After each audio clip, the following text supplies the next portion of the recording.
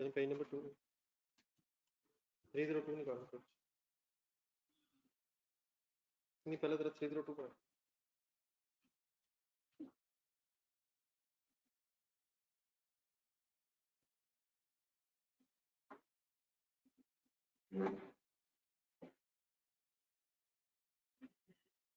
ये online source का बड़ा भाग है।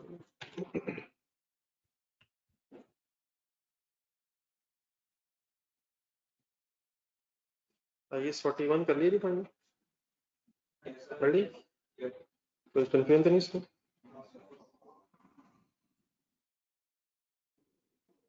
चले आज फिर आइए फिर 9 बताऊंगा, लेकिन पहले मेरे ख्याल थोड़ा सा लीज को आगे चलाना है। अब कल तक के डिस्कशन के बाद सर हमने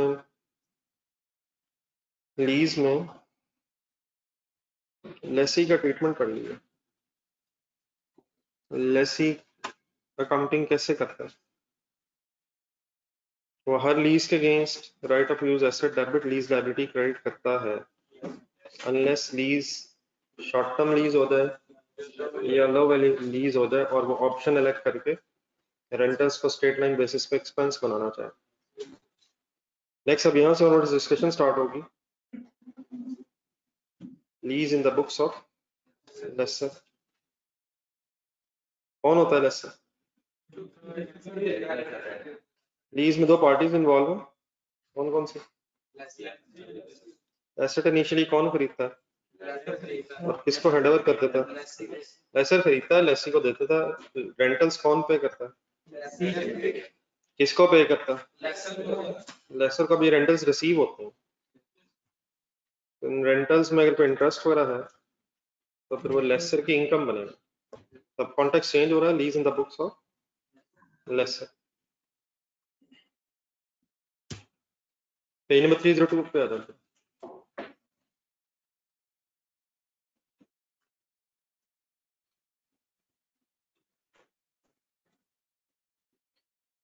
और एक हेडिंग ढूंढना जरा, treatment of lease in the books of lessor, थोड़ा सा नीचे, बाकी भी कुछ ही चीजें वो भी आगे आ रही हैं।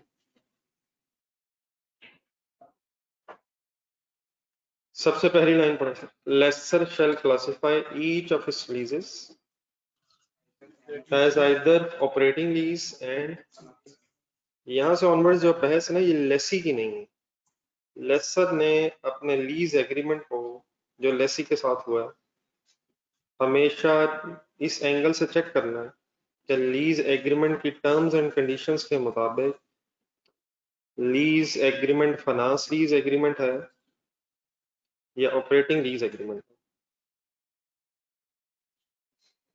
ये काम किसने नहीं करना, लेकिन लेसर ने अपनी लीज को पहले क्लासिफाई करना है कि फाइनेंस लीज है या ऑपरेटिंग लीज है, क्योंकि अकाउंटिंग ट्रीटमेंट तो उसी पर डिपेंडेंट है। अब हमें कैसे पता चलेगा कि कोई लीज फाइनेंस लीज है या ऑपरेटिंग लीज है? नेक्स्ट लाइन में आ रहा है, फाइनेंस लीज एक ऐसी लीज को कहते हैं, अब 5-7 मिनट पहले मेरी बातें ध्यान से सुननी है, फुल कंसंट्रेट करें। Finance lease means a lease that transfers substantially all risks and rewards incidental to ownership of the asset। अगर किसी लीज में टर्म्स एंड कंडीशंस इस तरह की हैं कि risk and rewards of the asset lessee को ट्रांसफर हो रहा है तो देन वो लीज कहलाती है फाइनेंस लीज। एक है लेसी, एक है लेसर। एसेट कौन खरीदता है? लीगल ओनरशिप किसकी होती है? लेसर की होती है। लीगल ओनरशिप शायद लेसर की रहती है during the lease term, asset लेकिन किसको हैंडओवर हो जाता है? लेकिन अगर एसेट हैंडओवर हुआ है, और दोबारा ये लाइन पढ़े, और उस एसेट से रिलेटेड सारे रिस्क एंड रिवॉर्ड्स लेसर से लेसी को ट्रांसफर हो गया during the lease term, means lessee उस एसेट को वैसे ही इस्तेमाल करे जिस तरह ओनर्स इस्तेमाल करते हैं, और रिस्क एंड रिवॉर्ड्स लेसर की बजाय लेसी से रिलेटेड हो जाए तो ऐसी लीज कहलाएगी फाइनेंस लीज। अब ये रिस्क एंड रिवॉर्ड्स ट्रांसफर होने वाली बात कहीं आपने अदरवाइज सुनी है जिंदगी में? सेल कब हो जाती है सर? किस दिन सेल हो जाती है, किस दिन गुड्स सेलर से बायर को सेल हो जाती है। जिस दिन रिस्क एंड रिवॉर्ड सेलर से बायर को शिफ्ट हो जाता है, तो कुछ इसी तरह के बिल्कुल वर्ड्स है। अब रिस्क एंड रिवॉर्ड ट्रांसफर होने का मीनिंग क्या होता है? जिस डेट से ऑनवर्ड्स चीजों का नफा नुकसान बायर का हो जाएगा उस दिन सेल हो जाती है। अब यहाँ जो चीजें लेसर से लेसी के पास आ रही हैं वो एज सच हम सेल शायद इसलिए नहीं कह सकते क्योंकि पैसे इंस्टॉलमेंट्स में, लेकिन अगर चीजें इस तरह से हैंड ओवर हुई हैं कि उन चीजों का बाद में रिस्क एंड रिवॉर्ड लेसी के पास ही रहेगा और लेसर सिर्फ इस चीज में इंटरेस्टेड है कि उसको रेंटल्स टाइम पे मिलता रहे, तो देन ऐसी लीज फाइनेंस लीज कहलाती है। और अगर risk and rewards of the ownership transfer ना हो ड्यूरिंग द लीज टर्म, तो ऑटोमेटिकली लीज फिर फाइनेंस लीज की बजाय ऑपरेटिंग लीज बन जाएगी। इट मींस हमने बस डिटेल में समझना किसको कि फाइनेंस लीज कैसे कहते हैं, और अगर एक लीज फाइनेंस लीज ना बन सकी तो वो ऑपरेटिंग लीज बनती है। नेक्स्ट अब सवाल ये बताता है हमें कैसे क्वेश्चन में पता चलेगा कि रिस्क एंड रिवॉर्ड्स लेसर से लेसी को ट्रांसफर हो गए हैं या नहीं। तो उसके बारे में नीचे जरा 5 कंडीशंस है A B C D E, इसी पेज पे नीचे आपको मिलेंगे। तो अगर इन 5 में से कोई एक कंडीशन भी मीट हो गई तो it is assumed in agreements that risk and rewards have been transferred from lessor to lessee and therefore the lease will be classified as finance lease. और अगर इन 5 में से कोई एक कंडीशन भी मीट ना हुई तो फिर वो ऑटोमेटिकली फाइनेंस लीज की बजाय, मींस उसे ऑपरेटिंग लीज की अपनी कोई डेफिनेशन नहीं है, अगर एक लीज फाइनेंस लीज नहीं है लेसर के एंगल से तो वो ऑटोमेटिकली ऑपरेटिंग लीज बन गई। तो एक जरा लाइन ऑपरेटिंग लीज की पढ़ने पर उसके बाद आगे बहस शुरू करता हूँ।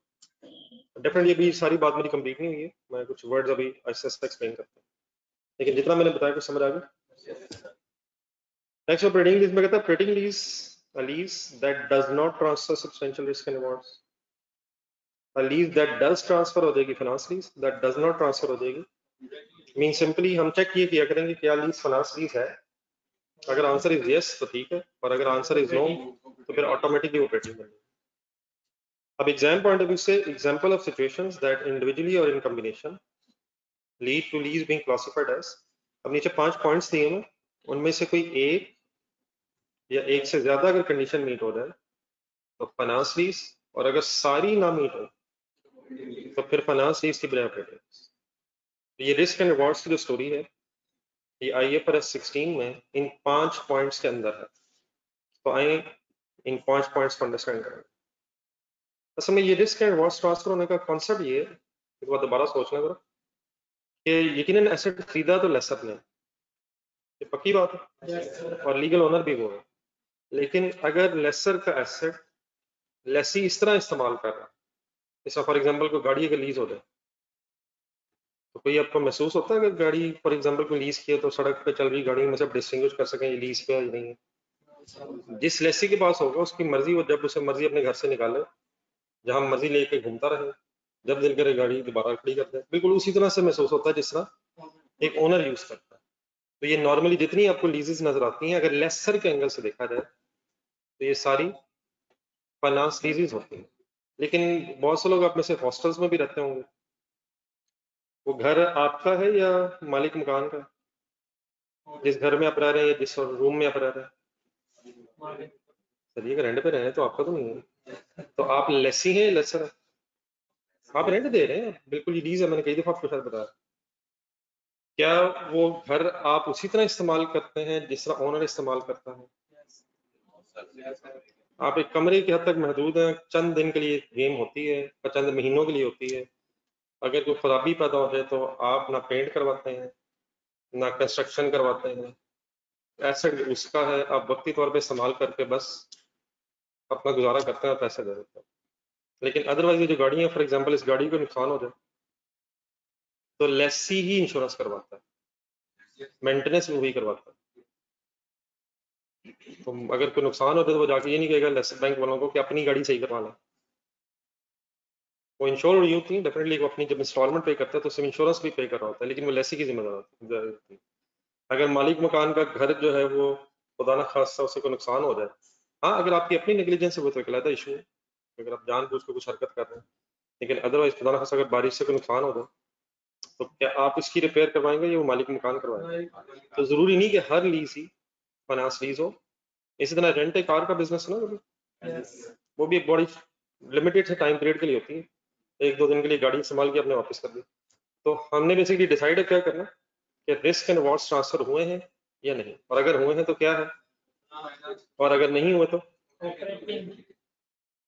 अब आ रहे जरा पॉइंट नंबर 1। अब ये किस चीज की एग्जांपल है, तो आप बता दें, ये 5 पॉइंट्स नीचे आ रहे हैं, किस चीज की इंडिकेशंस हैं? इनमें से कोई एक मीट हो जाए, सारी हो जाए, और अगर सारी भी हो जाए, लेकिन सारी मीट होना जरूरी नहीं। हाँ, अगर ऑपरेटिंग लीज बननी है तब सबका आंसर नो होना चाहिए। तो number 1, the lease transfer ownership of asset at the end of the lease term to the lessee. अगर किसी लीज में, अब यहाँ पे कौन सी ओनरशिप की बात हुई है? Eight the end of the lease term. Physically asset तो शुरू में आ जाएगा, तो यहाँ लीगल ओनरशिप की बात हो रही है, ब्रैकेट में कहीं लिखने पर। अगर किसी लीज एग्रीमेंट में ये लिखा हुआ है कि at the end of the lease term legal ownership भी लेसी को ट्रांसफर हो जाएगी, तो इसका इफेक्टिवली फिर मतलब ये बनेगा कि ड्यूरिंग द लीज टर्म भी लेसी ने एसेट इस्तेमाल किया, और आफ्टर द लीज टर्म भी एसेट लेसी के पास ही चला जाएगा, विच मीन्स के फिर during the life of the business इस एसेट के risk and rewards lease term में भी किसके थे, और लीज टर्म भी में के बाद भी किसके हो जाएंगे। तो effectively it means lessor has purchased the asset for the lessor, which means risk and rewards किससे किसको ट्रांसफर हो गए होंगे। तो therefore अगर फॉर एग्जांपल किसी क्वेश्चन में आपको लिखा नजर आए कि ownership of the asset will be transferred to the lessee at the end of the lease term, तो this is an indication that lease is a finance lease. अच्छा, जो आप पहले लीज लेसी के एंगल से पढ़ चुके हैं ना, उनमें ये कुछ बातें आप सुन भी पहले चुके हैं, लेकिन वो थी क्योंकि लेसी की बहस, तो वहां ऑपरेटिंग एंड फाइनेंस लीज की बात नहीं हो रही थी। लेकिन अगर किसी क्वेश्चन में लेसी के आपको बताया कि at the end of the lease term उसकी ओनरशिप ट्रांसफर हो जानी है एसेट की, तो वो लेसर के एंगल से वो क्वेश्चन जो है फाइनेंस लीज का बन जाए। लेसी के लिए हम वर्ड कोई यूज नहीं करेंगे, फाइनेंस लीज, ऑपरेटिंग लीज। लेकिन वही सवाल जिसमें बताया कि at the end of the lease term asset की ओनरशिप लेसी को ट्रांसफर हो जानी है, वो क्वेश्चन अगर लेसर के एंगल से हो रहा होगा तो इट मीन्स वो क्वेश्चन फाइनेंस लीज एग्रीमेंट का होगा। अब ये जितनी भी बातें इसमें इसलिए इंपॉर्टेंट है क्योंकि फाइनेंस लीज का ट्रीटमेंट बिल्कुल डिफरेंट है और ऑपरेटिंग लीज का काउंटिंग ट्रीटमेंट बिल्कुल डिफरेंट है। तो पहले ये डिसाइड करना पड़ता कि what is the whether the agreement of lease is finance lease and operating lease. नहीं, परचेज ऑप्शन तो भी नीचे आ रहा है, उसमें भी बारीक सा फर्क है ना, कर सर ये बातें पता है आपको, बी पढ़ने पहले तो आपने बात की वो बी में, इसमें सेग्रीगेशन कर लेते हैं। बी पढ़े, the lessee has an option to purchase the asset at a price that is expected to be sufficiently lower than the fair value of the asset at the end of the lease term। बस यहाँ तक पहले translation कर रहे हैं। लेसी के पास ये option है कि एसेट खरीद सकता है, कब कब at of the lease term, किस प्राइस पे, किस वक्त की फेयर वैल्यू से। हाँ जी, शुरू की बात नहीं हो रही है, eight the end of lease term की बात हो रही है, मतलब उस वक्त जो भी मार्केट वैल्यू होगी उस मार्केट वैल्यू से लेसी कम पैसे देके एसेट खरीद सकता है। ये बात पहले भी हुई थी उस जमाने में। ये डेफिनेटली कोई इस तरह से नहीं है कि on the face of it तो आपको लगेगा लेसी कम पैसे दे रहा है, लेसर कम ले रहा है और देयरफॉर लेसर को कोई लॉस हो रहा है। ऐसी बात नहीं है, निगोशिएशन होती है, कुछ पैसे शुरू में डिसाइड हो जाते हैं, कुछ रेंटल्स की फॉर्म में डिसाइड हो जाते हैं, कुछ एंड में डिसाइड हो जाते हैं। तो अगर लेसी एंड में कम पैसे देगा तो ऑटोमेटिकली वो जो डिफरेंशियल होगा वो रेंटल्स में लेसर ने कवर कर दिया होगा। लेकिन यहाँ इस लाइन का मतलब ये है कि अगर लेसर ने लेसी ने पहले ही ड्यूरिंग द लीज टर्म कुछ एक्स्ट्रा पैसे दे दिए होंगे तो नॉर्मली इट इज सर्टन कि वो एंड में जो थोड़े से पैसे रह गए होंगे वो भी पे करके ओनरशिप ले लेगा। पॉइंट ए और 2 में फर्क ये है कि समटाइम्स सारे पैसे रेंटल्स की फॉर्म में लेसी पहले पे कर चुका होता है और एंड में फिर वो कुछ नहीं देता, तो विदाउट पेइंग एनीथिंग भी ओनरशिप ट्रांसफर हो सकती है। और sometimes by making a certain payment eight the end of the lease term by the name of purchase option पे करके भी ओनरशिप ट्रांसफर हो सकती है। तो 1 और 2 में कॉमन क्या है कि ओनरशिप ट्रांसफर होनी है। डिफरेंस शायद क्या है कि विदाउट पेइंग एनीथिंग भी हो सकती है और with paying some extra amount at the end of the lease term भी हो सकती है। ठीक है, लेकिन दोनों का नटशेल क्या है कि ownership of the asset it will be transferred to the lessee either by paying something or without paying any extra amount at the end of the lease term. Means उसे सब कुछ उसने फिर रेंटल्स में cover कर दिया हो। ठीक है, लेकिन ये सेंटेंस जरा कंप्लीट करना है अभी। The lessee has an option to purchase the asset at a price that is expected to be sufficiently lower than, बल्कि अगर आपकी कल नजर पड़ी हो, मैंने आपसे मिरेकल का कहा था, तो उसमें यही पॉइंट आ रहा था, अगर लेसी के एंगल से होता, सॉरी अगर लेसर के एंगल से वो क्वेश्चन हो रहा होता तो वो फाइनेंस लीज बन ही जानी थी, बाकी कंडीशंस मीट होना हो। सिर्फ इस कंडीशन की वजह से कि at the end of the lease term there was a purchase option in the lease, और वो लोअर भी थी शायद 3 million 2 million, and it is reasonably certain at the start of the lease, inception means start of the lease, that the lessee will exercise the option to purchase asset, और ये reasonably फिर certain भी होना चाहिए, और अगर ये reasonably certain नहीं है तो फिर डेफिनेटली ये कंडीशन मीट नहीं है।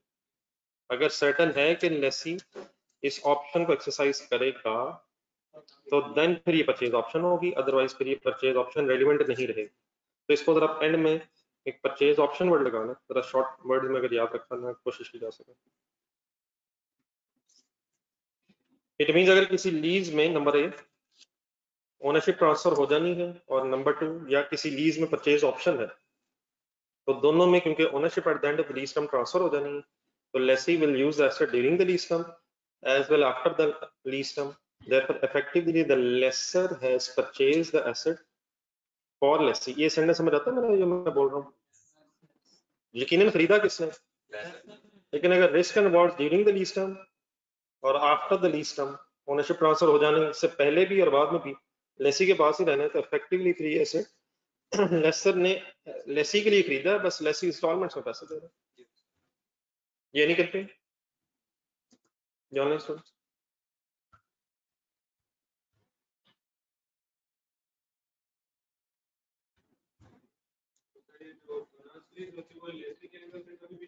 नहीं, मतलब इस लेसी ने ये सोचना ही नहीं है, लेसी ने हर लीज को right of use asset debit, lease liability credit करना है, अनलेस लीज टर्म शॉर्ट हो जाए अप टू 12 मंथ्स येलो वाली एसेट। नहीं, ये नहीं, ये इस तरह की कोई बहस नहीं, इस तरह की कोई बहस नहीं। ये लीज टर्म हो सकता 50 साल हो।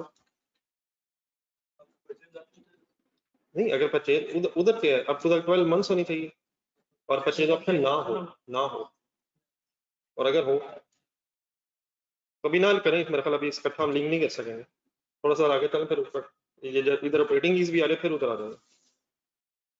जी सी पे आ जाएंगे। देन वो कहते हैं lease term is for the, underline the words, major part of economic life. अब स्टैंडर्ड के वर्ड में नहीं, मेजर पार्ट ब्रैकेट में जाएंगे। Major part means lease term covers at least, क्या चीज कवर किसका, कितने परसेंट? नहीं, ना, लीज टर्म कवर्स 75% और मोर ऑफ इकोनॉमिक। ये जो 75% लिखा हुआ है ये क्वेश्चंस करते हुए हमारे लिए एक इंडिकेशन है, लेकिन otherwise what are the words of the standard? Major part means for the sake of understanding of the question 75% या उससे ज्यादा, उससे ज्यादा कोई मतलब लिमिट नहीं है, 100% तक भी हो सकता है, लेकिन कम से कम किसको, किसका कितने परसेंट कवर करना है? लीज टर्म को ऐसे कि इकोनॉमिक लाइफ का 75% उससे ज्यादा कवर करना है। अब यहाँ एक नया वर्ड आ गया, इकोनॉमिक लाइफ, और एक वर्ड होता है यूजफुल लाइफ, जिससे हम जरा फेमिलियर हैं। क्या इनमें कोई डिफरेंस है? क्या ये सेम भी हो सकते हैं? ये मेरे से सुनना जरा। इकोनॉमिक लाइफ की डेफिनेशन बड़ी इमीडिएटली आफ्टर दिस पॉइंट लिखियो। Total period over which asset is expected to be used, वो टोटल अरसा, वो टोटल लाइफ जिसमें एसेट इस्तेमाल किया जा सकता है नॉर्मल सिचुएशन में, उसे कहते हैं इकोनॉमिक लाइफ। यूजफुल लाइफ क्या होती है? Period over which asset is expected to be used by the entity to obtain benefits, और यहाँ entity means lessee। तो है फर्क? एक गाड़ी की नॉर्मल लाइफ बताएं, कितने अर्सा की गाड़ी इस्तेमाल हो सकती है, एक जनरल आइडिया, कोई भी गाड़ी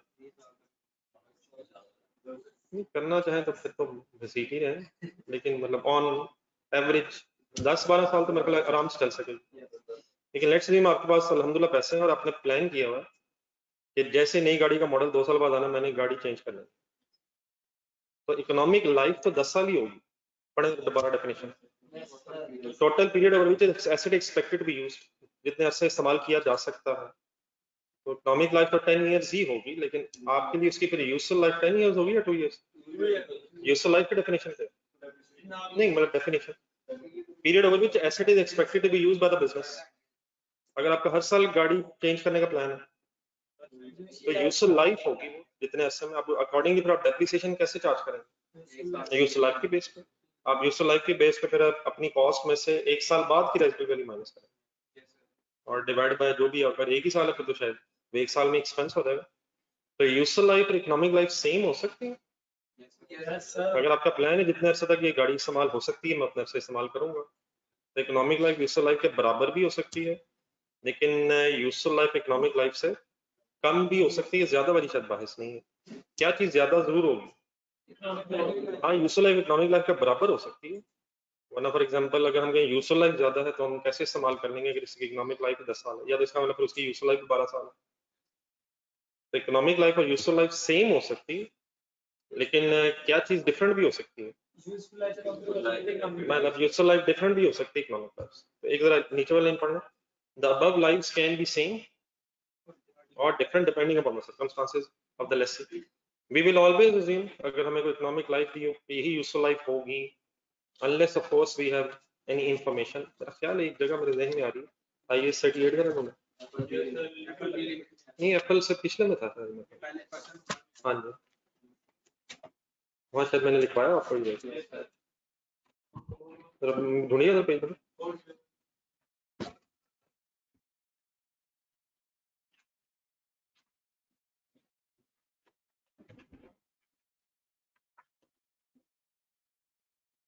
हो सकता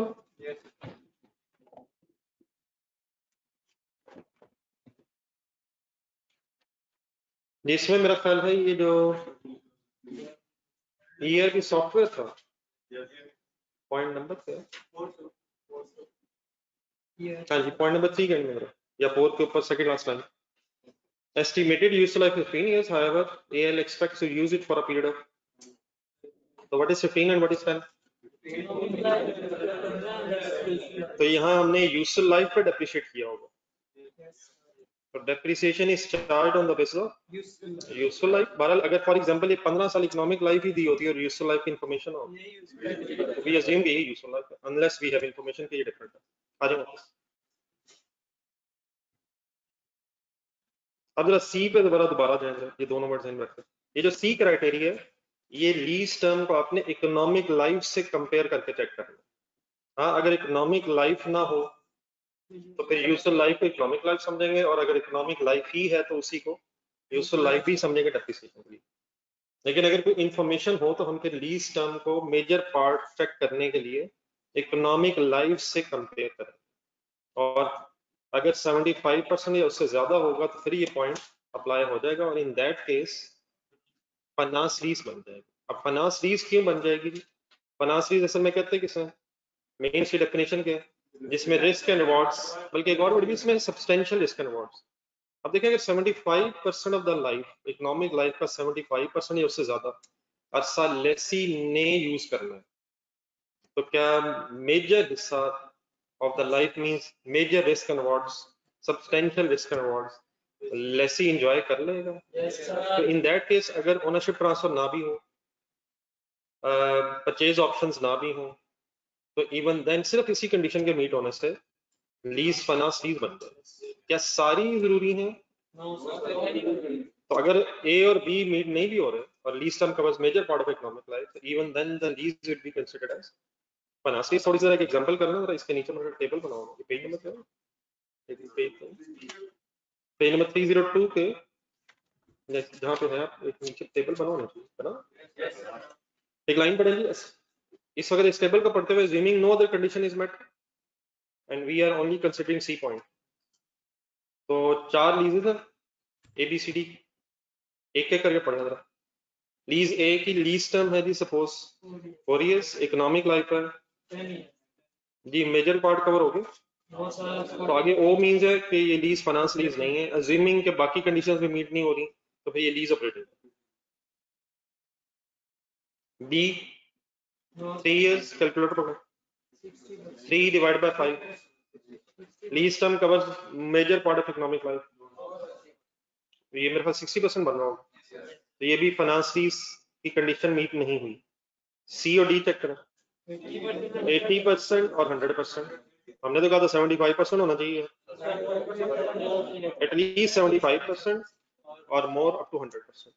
तो अगर फॉर एग्जांपल और कोई पॉइंट्स अप्लाई ना भी हो तो सी और D will be considered as finances because पूरा सेंटेंस बोलो least term is for the major part of economic life, या least term covers major part means 75% more of economic life. Clear? Deeper. You understand?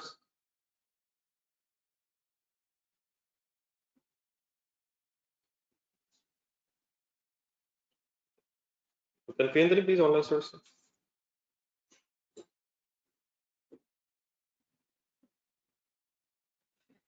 नहीं sir जी, D point ये वाला point शायद लेसी में बार बार working करते रहते थे हम, वहाँ एक इक्वल फिगर्स भी नजर आते थे शायद। तो जरा पढ़ेंगे at the Inception of the lease का मतलब क्या होता है? Start of the lease, present value of lease payments, present value of lease payments is substantially equal to fair value of the asset. अब ये किस वक्त की बात हुई है? स्टार्ट की बात हुई है। क्या चीज किसका सब्सटेंशियली इक्वल हो? Present value of lease payment, asset की शुरू की फेयर वैल्यू का, मार्केट वैल्यू का अगर सब्सटेंशियली इक्वल हो तो lease will be considered as finance lease. अब ब्रैकेट में जान रहा, सब्सटेंशियली इक्वल से यहां मुराद 90% और मोर है। क्या चीज किसका 90% या उससे ज्यादा अगर है तो लीज तो सब्सटेंशियली इक्वल हो जाएगा। Present value of lease payment is 90% या उससे ज्यादा अगर हो जाए फेयर वैल्यू का तो लीज की ये फोर्थ कंडीशन, फाइनेंस लीज की फोर्थ कंडीशन मीट हो जाएगी। अब देखिए फेयर वैल्यू किसे कहते हैं? सर ये तो बता दें यार क्या होगा। फेयर वैल्यू एट इंसेप्शन है suppose 50 lakh, present value of lease payment है सपोज 48 लाख। वैसे आम हालात अगर आप पुरानी बातें ज़हन में लाए ना, अगर कोई ला सके ज़हन में, कल आपने मेरिकल भी देखा होगा, तो ये अक्सर तो सेम होती थी, अगर कोई याद आ सके किसी को। अब इस पहले सेम का मीनिंग क्या है? सेम का मतलब क्या है? नहीं, प्रेजेंट वैल्यू लीज पेमेंट का मतलब क्या होता है? क्या इसमें इंटरेस्ट है? ये प्रिंसिपल है, प्रिंसिपल। इंटरेस्ट इसके अलावा हो, लीज पेमेंट्स में इंटरेस्ट होता है, लेकिन प्रेजेंट वैल्यू जब आप लेते हैं तो इसमें से इंटरेस्ट एलिमेंट निकल जाता है। तो ये सिर्फ आप प्रिंसिपल है। तो अगर आपने प्रिंसिपल टर्म्स में एग्जैक्टली 50 लाख देना है और इंटरेस्ट इसके ओवर एंड अबव देना है, तो क्या इनफैक्ट आप पूरा एसेट पूरे पैसों को नहीं खरीद रहे? ये एसेट कितने का था? 50 लाख का। आज 50 लाख का था, शुरू की बात हो रही है। आप प्रिंसिपल टर्म्स में कितना दे रहे हैं? 50 लाख भी दे रहे हैं और इंटरेस्ट भी दे रहे हैं। तो क्या इन अदर वर्ड्स आप पूरे का पूरा एसेट नहीं खरीद रहे? तो अगर पूरे का पूरा एसेट आप खरीद रहे हैं तो क्या एज अ लेसी फिर आप किसी और को करेंगे कि इसके रिस्क एंड रिवॉर्ड्स कोई और इस्तेमाल कर दे? और लेसर को भी पता है कि मैं पूरे पैसे ले रहा हूँ, सिर्फ ले इंस्टॉलमेंट में रहा हूँ इसलिए कुछ एक्स्ट्रा ले रहा हूँ, इसमें इंटरेस्ट नहीं है प्लीज। लेकिन अगर ये पूरा ना भी हो लेकिन तकरीबन सब्सटेंशियल हो, अब सब्सटेंशियल कितना है? 90 से भी ज्यादा, 90 या उससे ज्यादा होना चाहिए। मींस फॉर एग्जांपल 45 लाख दे रहा है और इसमें इंटरेस्ट भी ऐड होना नहीं, इसमें इंटरेस्ट भी ऐड होकर इंटरेस्ट बनना है, इसमें फिलहाल नहीं है, इसके अंदर नहीं है। लेकिन अगर ये सब्सटेंशियली भी इसके बराबर हो जाए तो normally it is assumed in the real life कि आप अगर इतने सारे सब्सटेंशियल पैसे इस एसेट के अगेंस्ट दे रहे हैं तो फिर ये एसेट लेसर ने आप ही के लिए इफेक्टिवली खरीदा होगा।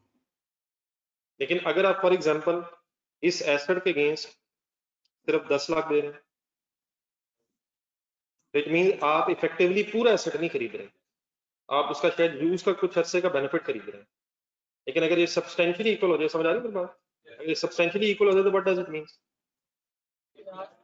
एक लेसी जो है पूरे एसेट के अगेंस्ट तकरीबन पैसे दे रहा है, और अगर पूरे एसेट के अगेंस्ट पैसे दे रहा है तो यकीन वो पूरा एसेट सॉर्ट ऑफ खरीद रहा है, और पूरा एसेट अगर वो खरीद रहा है तो रिस्क एंड रिवॉर्ड्स फिर लेसी ही के नॉर्मली एक्सपेक्टेड के हों। तो इक्वल नॉर्मल सिचुएशन ये इक्वल होता है लेकिन अगर ये ना भी इक्वल हो तो कम से कम कितना हो जाए। अब ये पूरा सेंटेंस जरा पढ़ देंगे,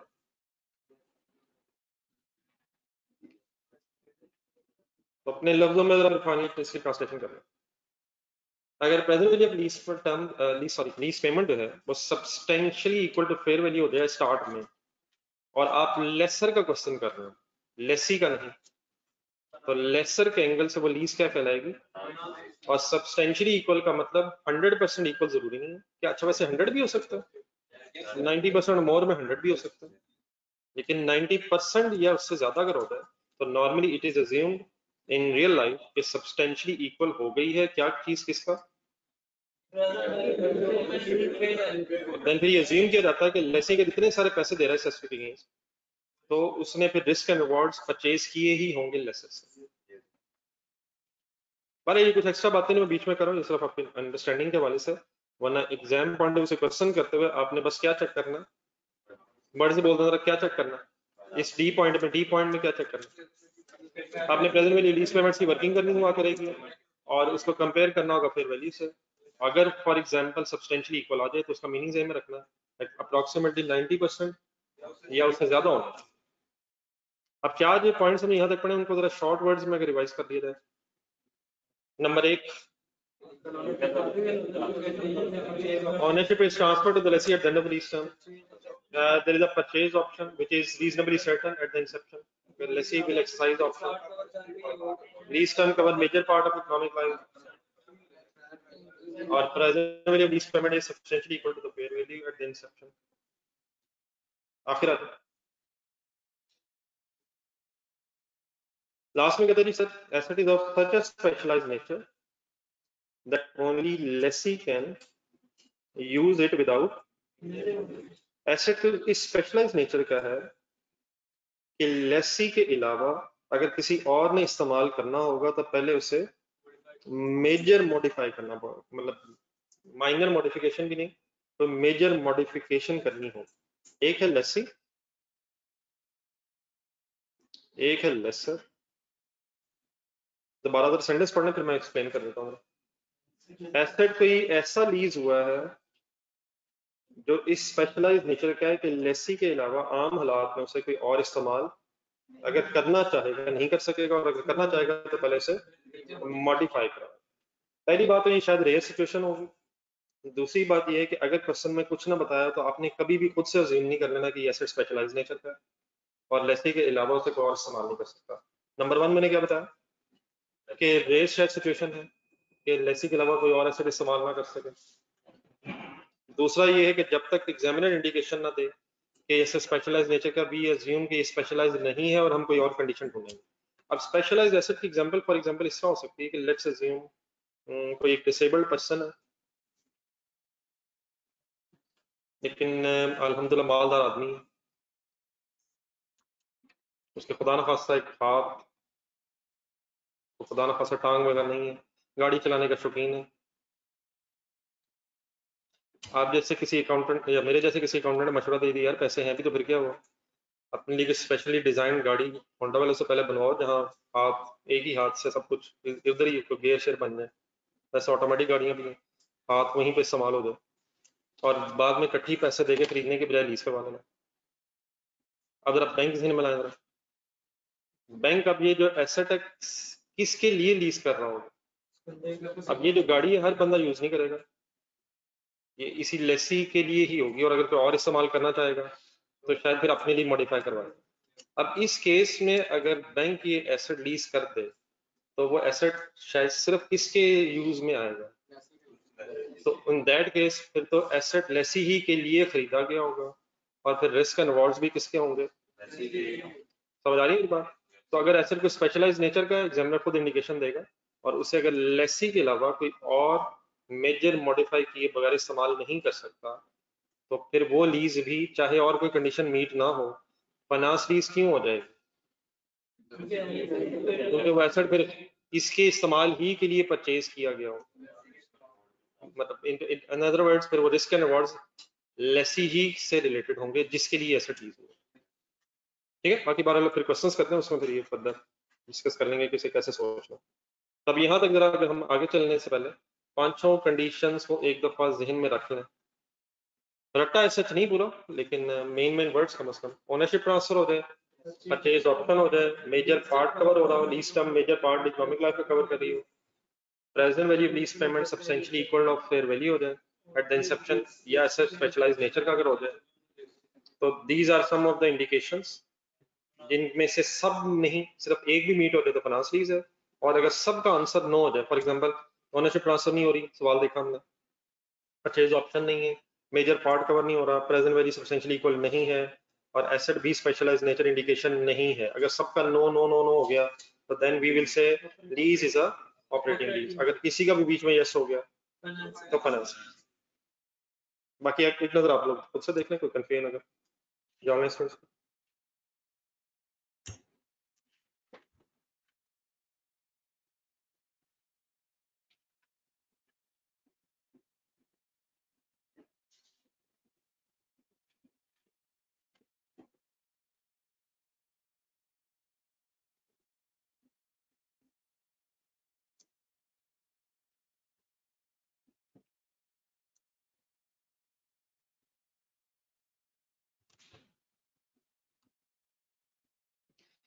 नहीं रजिस्टर खोलने से पहले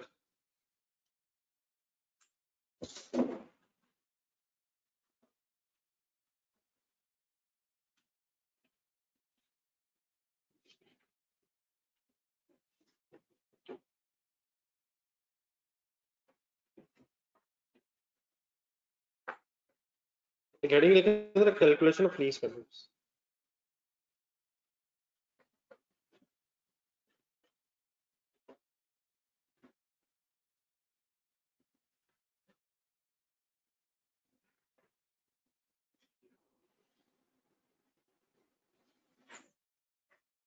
तो नया पेज काइंड निकालेंगे, ये शायद हमारी इस डिस्कशन का सबसे इंपॉर्टेंट पेज बन जाएगा।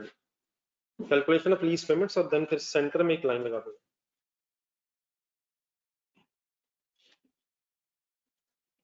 हाफ पेज तक लाइन लगाएगा, फिर शायद अगर जरूरत पड़ेगी एक्सटेंड कर लेते।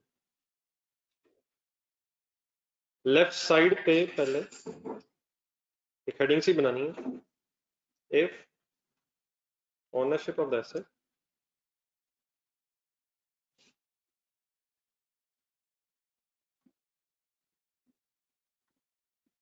is expected to be transferred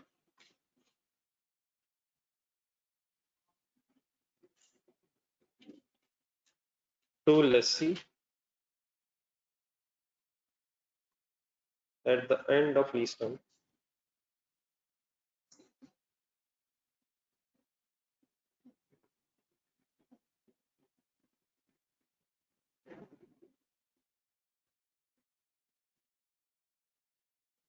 if ownership of asset is expected to be transferred to lessee at the end of the lease term.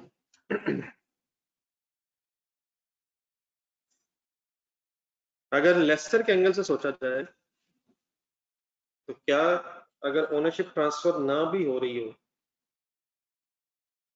अब कौन सी ownership, at the end of the lease term की बात हो रही है, तो even then क्या लीज फाइनेंस लीज हो सकती है? नहीं, परचेज ऑप्शन भी ओनरशिप ट्रांसफर हो जाती है अगर मेजर पार्ट कवर हो गया, एसेट स्पेशलाइज्ड नेचर का है, प्रेजेंट वैल्यू सब्सटेंशियली इक्वल हो गई है, तो ये सारी कंडीशन जरूरी नहीं है। अगर ओनरशिप ट्रांसफर होगी तब भी ठीक है, और अगर नहीं भी है लेकिन बाकी कोई भी कंडीशन मीट होगी तो even then lease finance lease है। लेकिन जो पहले दो पॉइंट्स है ना, इन दोनों में कॉमन ये है कि ओनरशिप ट्रांसफर हो जानी है, पहले और दूसरे में फिर बारीक सा फर्क शायद ये होगा, may be without paying anything पहले में, और सेकंड में with paying purchase option amount. तब ये सर हमने करना ये है कि ऊपर हेडिंग है लीज पेमेंट्स की कैलकुलेशन डिफरेंट सिनेरियोज में एग्जाम पॉइंट ऑफ व्यू से कैसे होती है। तब अगर ओनरशिप ट्रांसफर होनी है तो इसमें दो पॉसिबिलिटीज बन जाएंगी जो अभी बात हुई है, पहले सुन लीजिएगा। Ownership is expected to be transferred at the end of the lease term without paying any extra amount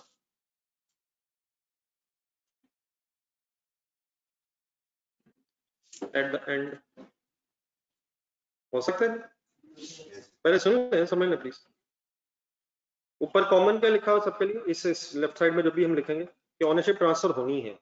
scenario one क्या है without paying any extra amount at the end of lease term. इस case में अगर आप lease payments calculate कर रहे होंगे, अब मैं लीज पेमेंट्स की वक्त बात कर रहा हूँ, प्रेजेंट वैल्यू की नहीं। डेफिनेटली लीज पेमेंट्स पता चल जाए तो क्या प्रेजेंट वैल्यू कैलकुलेट हो जाती है? अगर कोई डाउन पेमेंट करेंगे तो उसकी प्रेजेंट वैल्यू सेम ही रहेगी। रेंटल्स अगर होंगे इक्वल होंगे, एरियाज में या एडवांस में होंगे तो उसके लिए न्यूटी सोच लेंगे, और अगर कोई एंड में अमाउंट होगी तो उसके लिए सिंपल डिस्काउंटिंग सोच लेंगे। ये तो पता ना। तो मैं इस वक्त लीज पेमेंट्स की बात करूंगा, प्रेजेंट वैल्यू इंशाल्लाह उसके बाद कोई इशू नहीं है। अब लीज पेमेंट्स की अगर वर्किंग करें तो मैक्सिमम पॉसिबिलिटीज जो अभी तक हमें पता है वो क्या है? डाउन पेमेंट हो सकती है सर। डाउन पेमेंट किसे कहते हैं? फिर रेंटल्स हो सकते हैं, लेकिन अगर विदाउट पेइंग एनीथिंग है तो एंड में जीरो होगा। और लेसी अगर वर्किंग कर रहा होगा तो लेसी पैसे देने और लेसर ने यही पैसे रिसीव करने।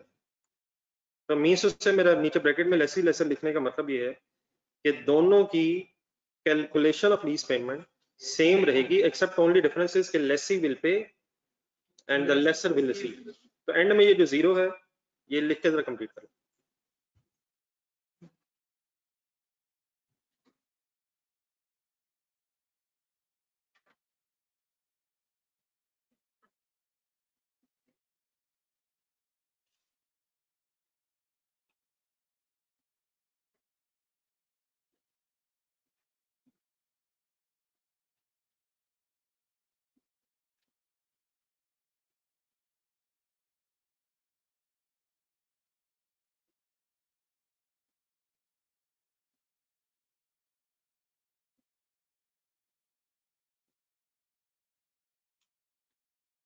Another option on left side is कि ownership transfer होनी है, sometimes by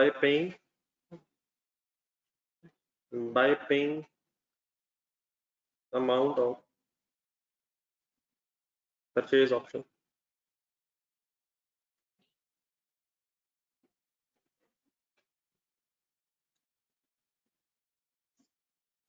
लेकिन ये जो परचेज ऑप्शन की अमाउंट होती है आप तभी कंसिडर करते हैं अगर इंफॉर्मेशन हो कि there is a certainty that at the end of the lease term lessee will exercise this option। अगर लिखा हो तो प्लीज ये भी क्वेश्चन आप कर चुके हैं कि अगर परचेज ऑप्शन एक्सरसाइज ना होना सर्टेन नहीं है या अनसर्टेन है कि परचेज ऑप्शन एक्सरसाइज होनी है नहीं, तो फिर डेफिनेटली हम कंसिडर नहीं करेंगे। कब कंसिडर करेंगे बोल दो आप। अगर परचेज ऑप्शन रीजनेबली सर्टेन हो, देन इस केस में फिर लीज पेमेंट्स में डाउन पेमेंट हो सकती है, रेंटल्स हो सकते हैं, लेकिन फिर इनके अलावा एंड में एक परचेज ऑप्शन की भी अमाउंट होगी और उसकी भी फिर प्रेजेंट वैल्यू होगी, लेकिन बाय यूजिंग डिस्काउंटिंग फॉर्मूला, क्योंकि एक वन टाइम अमाउंट होगी at the end of lease term. लिखना जरा, PO stands for purchase option.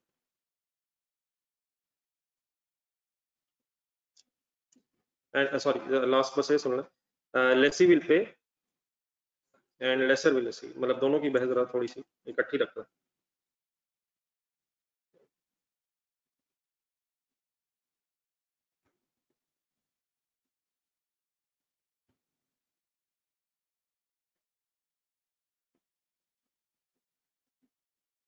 ये ठीक है बेटा ऑनलाइन स्टूडेंट्स?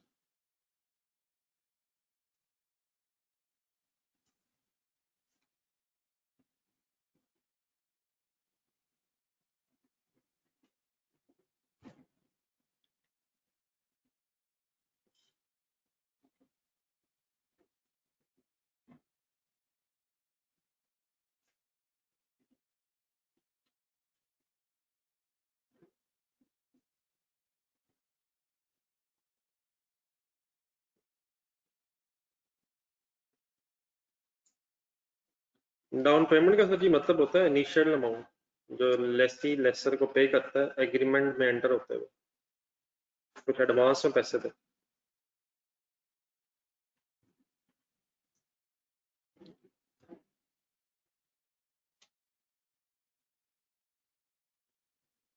ये ठीक है, लिखे।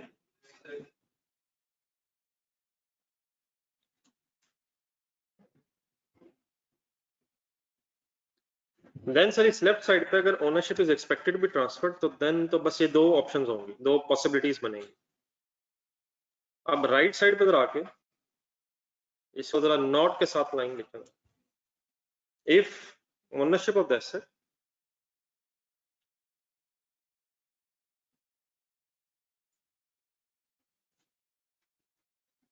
is not expected to be transferred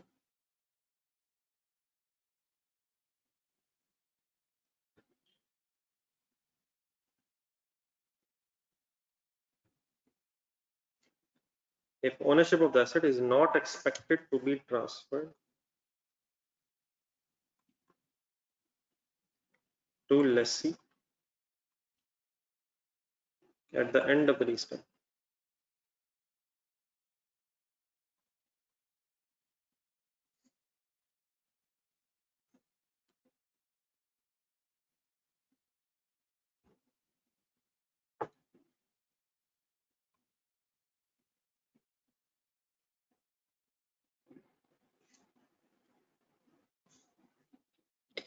क्या कोई lease even then finance lease हो सकती है विद रिस्पेक्ट टू लेसर अगर ownership is not expected to be transfer? अगर कोई और कंडीशन मीट हो जाए सी डी या ई में से, ये ज़हन रखें छोटी छोटी चीजें।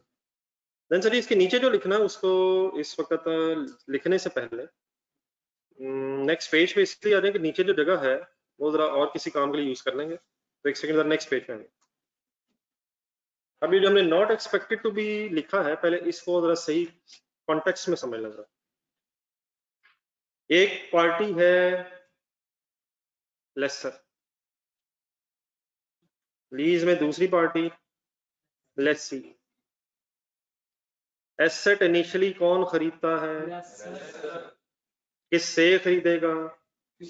किसी सप्लायर से। फॉर एग्जांपल अगर कोई गाड़ी है किसी कार शोरूम से या होंडा वालों से, कार शोरूम से नॉर्मल। सप्लायर कौन खरीदेगा? लीगल ओनरशिप किसके पास होगी? एसेट हैंडओवर किसको हो जाएगा? लेसी को। ड्यूरिंग द लीज टर्म कौन इस्तेमाल करेगा? अगर ownership is expected to be transferred तो एंड में ये एसेट किसके पास ही रह जाएगा और कहानी खत्म हो जाएगी। किसके पास पड़ा ही किसका हो जाएगा? बस एग्रीमेंट होगा, एग्रीमेंट में एंड में एक साइन हो जाएगा कि जी अब लीगल ओनरशिप ट्रांसफर हो गई है, may be without paying anything और बाय पेइंग समथिंग। लेकिन अब जो आपने लिखा है पिछले पेज पे वापस आएंगे, ownership is not expected to be transferred, तो बाकी सारी स्टोरी ऐसी ही होगी। एसेट कौन खरीदेगा? लेसर किससे खरीदेगा? किसी सप्लायर से। हैंडओवर किसे कर देगा? लेसी को। ड्यूरिंग द लीज टर्म कौन यूज करेगा? लेकिन eight the end of the lease term अगर ओनरशिप ट्रांसफर नहीं होनी तो एसेट दोबारा लेसी से लेसर के पास आएगा।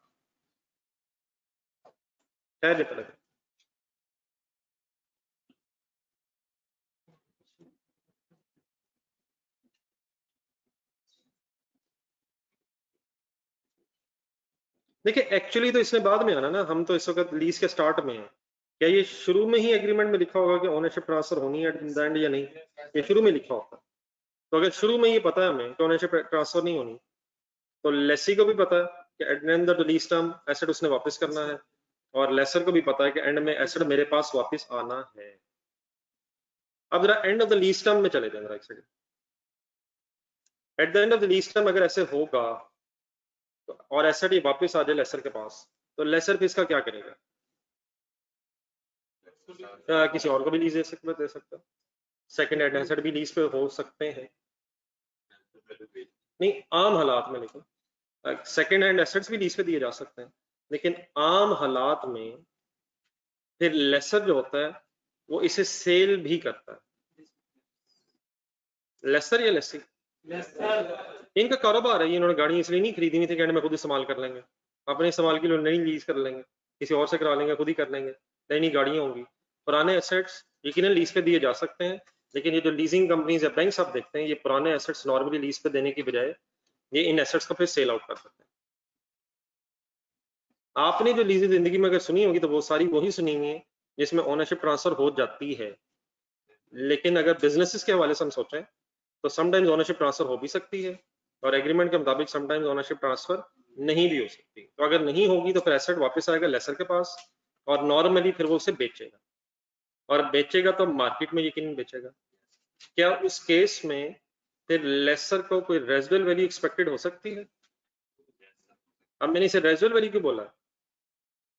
बेचेंगे तो एंड में जब बेचेंगे तब तो वो सेल प्रोसीड होगी, लेकिन अगर फॉर एग्जांपल एसेट वापस आना है तो फिर लेसर ये कैलकुलेट करेगा कि मैं एंड पे एसेट कितने का बेच सकता हूँ। रेजिडुअल वैल्यू किसे कहते हैं?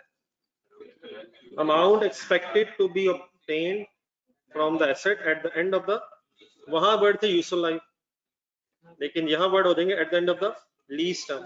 हो सकता है यूजफुल लाइफ कंप्लीट होने से पहले एसेट आ जाए, ठीक है। तो एक रेजिडुअल वैल्यू की जरा डेफिनेशन लिखो है, अब बाद में लिखिएगा फिर मैं रुकने लगूंगा। रेजिडुअल वैल्यू की डेफिनेशन लिखो है, अभी बोलिए sir. Amount expected to be received, amount expected to be obtained, amount expected to be obtained at the end of आइए 16 में अगर चले जाएंगे तो eight the end of the useful life है। IFRS 16 में अगर आ जाएंगे तो यहाँ जिस कॉन्टेक्स्ट में बात हो रही है eight the end of the lease term, हो सकता है लीज टर्म कंप्लीट हुई हो यूजफुल लाइफ के एंड पे, लेकिन हो सकता है लीज टर्म डिफरेंट हो यूजफुल लाइफ से, तो ये स्टोरी आएगी eight the end of the lease term. ये जो बहस है सारी, ये क्या उस सिचुएशन में होगी जब ओनरशिप ट्रांसफर होनी है या ओनरशिप ट्रांसफर नहीं होनी है। और हमने ये जो इस वक्त रेजिडुअल वैल्यू का डिसीजन लिया है, ये लेसी के एंगल से लिया है, लेसर के एंगल से। यहाँ तक अगर आप साफ सुथरा नोट करें, बाकी फिर इसे एक्सप्लेन अभी और करना है।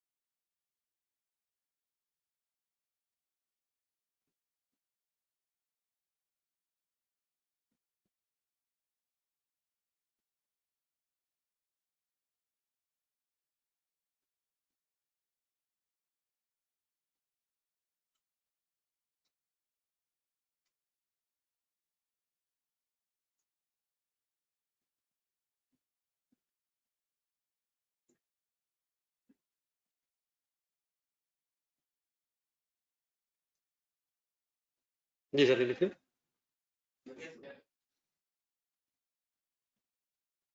यहाँ से ऑनवर्ड अब जितनी इस वक्त डिस्कशन आपके सामने आएगी, ये सब किस कॉन्टेक्स्ट में? Ownership is not expected to be transferred to the lessee at the end of the lease term. अब let's assume lessor has estimated that the residual value of the asset at the end of the lease term will be 1 lakh, ठीक है। ये estimate किस वक्त हुआ? Lease के start में, and में? स्टार्ट में। मिलना कब है? एंड में। अभी एसेट हैंडओवर हो गया, इस्तेमाल कौन करेगा?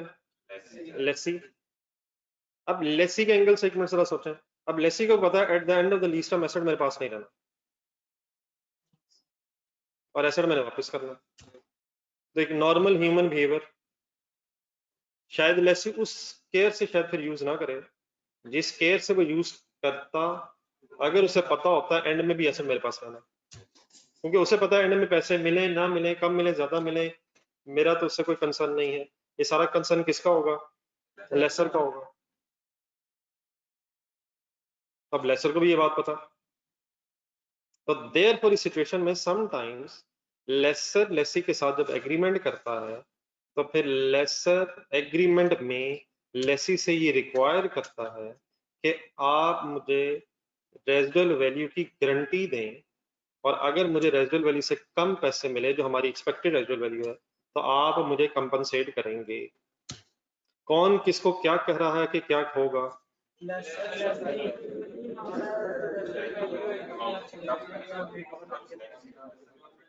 तो देयर इज अ पॉसिबिलिटी कि फिर इस एग्रीमेंट में एक गारंटीड रेजिडुअल वैल्यू का कॉन्सेप्ट आता है। यहाँ से ऑनवर्ड जितने वर्ड्स आएंगे या 16 से रिलेटेड नहीं, वहाँ एसेट हमारा है, हम इस्तेमाल कर रहे हैं, हम नहीं बेचना है, तो वहाँ इस गारंटी का कोई एसेट कॉन्सेप्ट नहीं है।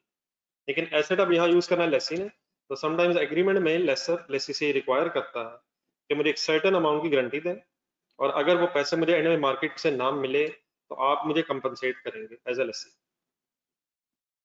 अगर लेसी मान जाए तो इसको फिर कहते हैं guaranteed residual value of Lesi, जो किसका फिर पेएबल हो सकता है? लेसी का। और किसका फिर रिसीवेबल होगा? लेसर का, in addition to the rentals. End में हो सकता पता चले कि नहीं दिया गया या देना पड़ा या ज्यादा देना पड़ा, वो एक अलग इशू है। लेकिन अगर ये गारंटी हो जाए तो there is an additional payable of lessee and additional receivable of lessor at the end of the lease term. लेकिन दूसरी पॉसिबिलिटी, पहले सारी पॉसिबिलिटी सुन लेना। एक दूसरी पॉसिबिलिटी ये है कि सपोज लेसी इस टर्म से एग्री नहीं किया, उसे कहा मैं लीज पे एसेट तो ले सकता हूँ लेकिन मैं इस गारंटी को देने की पोजीशन में नहीं हूँ। तो एक चीज ये हो सकता है कि एग्रीमेंट खत्म हो जाए। लेकिन एक दूसरी सिचुएशन ये हो सकती है कि लेसर के पास बड़े ऐसे बात कोई लेसी आया, तो उसने कहा ये अपॉर्चुनिटी कहीं मिस ना हो जाए, तो उसने ये asset without this guarantee lease तो कर लिया, लेकिन इवन देन रिस्क अब किसका? लेसर का है। तो देन फिर सम टाइम पॉसिबिलिटी होती है कि लेसर अपना रिस्क कवर करने के लिए किसी सेकंड हैंड एसेट खरीदने वाले से कॉन्ट्रैक्ट भी कर सकता है। मसलन फॉर एग्जांपल कोई कार डीलर है जो सेकंड हैंड कार्स में परचेज में डील करता है, या कोई सेकंड हैंड मशीनों में बिजनेस कर रहा है, तो इस केस में लेसर समटाइम्स कोई इंडिपेंडेंट पर्सन भी ढूंढने की कोशिश कर सकता है, और ये जरूरी नहीं कि उसे को मिले, लेकिन देयर इज अ पॉसिबिलिटी कि उसे एक थर्ड पर्सन को ऐसा मिल जाए जो उसके साथ शुरू में एग्रीमेंट कर ले कि at the end of the lease term वो किसी प्राइस को उससे खरीद सकता है। उसको क्या फायदा होगा? उसको क्या फायदा होगा कि वो लेसर के साथ ये एग्रीमेंट कर ले? उसको लग रहा होगा कि हो सकता है प्राइसेस बढ़ जाए और मेरा इसके साथ एग्रीमेंट एक लोअर प्राइस का है। तो अगर कोई मिल जाए तो वो पर्सन क्या कहलाएगा? कोई थर्ड पार्टी। मैं इसलिए लिख रहा हूँ, लेट्स अज्यूम फॉर एग्जांपल कि मिस्टर अली है। थर्ड पार्टी मैंने इसलिए वर्ड लिखा है कि स्टैंडर्ड में भी है, दूसरा जरा लेसर और लेसी के अलावा ये पर्सन है, ये कौन ढूंढेगा? क्यों ढूंढेगा? अपना रिस्क कवर करने के लिए। और क्या ये जरूरी है कि मिल जाए? लेकिन अगर मिल जाए और इनका आपस में एक अलग रेजिडुअल वैल्यू के एंगल से कॉन्ट्रैक्ट हो जाए तो ये भी एक गारंटीड रेजिडुअल वैल्यू हो सकती है लेसर की, लेकिन इस गारंटी से फिर किसका ताल्लुक नहीं होगा? लेसी का नहीं होगा। किसका होगा, किसका नहीं होगा? लेकिन अगर लेसी गारंटी दे दे तो फिर क्या वो लेसी के लिए रेलिवेंट होगी और लेसर के लिए भी होगी एज अ रिसीवर। लेकिन अगर फॉर एग्जांपल किसी थर्ड पार्टी के साथ एग्रीमेंट है तो लीज की पार्टीज में से सिर्फ लेसर का उससे कंसर्न है। ओके जी प्लीज। तो यह गारंटी कहां से मिल सकती है, या कहां से नहीं, या लेसर को लेसी से मिल सकती है या किसी थर्ड पार्टी से। लेसर लेसर की बात हो रही है। लेकिन एक लास्ट सिचुएशन हो सकती है ना लेसी माना ना थर्ड पार्टी मानी, तो इस केस में जो फिर जो रेजिडुअल वैल्यू है इसे कहते हैं unguaranteed residual value. Residual value किसे कहते हैं? गारंटीड किसे कहते हैं? जिसके बारे में कोई एग्रीमेंट शुरू में हो जाए कि कोई कमिट कर ले कि मैं इतने पर खरीद लूंगा। लेकिन अनगारंटीड रेजिडुअल वैल्यू मींस क्या पैसे मिलेंगे नहीं, या पैसे मिलेंगे तो इंशाल्लाह सही, लेकिन किससे मिलेंगे ये पता नहीं। नहीं, अगर तो हो सकता है ना मिले, फिर तो ये रेजिडुअल वैल्यू नहीं है। तो पहले तो ये वर्ड इस से निकालना। रेजिडुअल वैल्यू किसे कहते हैं? अगर हम कह रहे हैं कि 1 लाख मिलेगा तो ये है रेजिडुअल वैल्यू। गारंटीड क्या है कि किसी ने कमिटमेंट की हुई, और अगर किसी ने कमिटमेंट नहीं की हुई और हम स्टिल कह रहे हैं कि 1 लाख रेजिडुअल वैल्यू है, इट मींस हम एक्सपेक्ट करें कि मार्केट से मिलेगी। अनगारंटीड मींस किससे मिलेगी बस ये पता नहीं। अगर तो हम ये कहें कि अनगारंटीड मींस मिलना नहीं है, तो फिर रेजिडुअल वैल्यू नहीं है।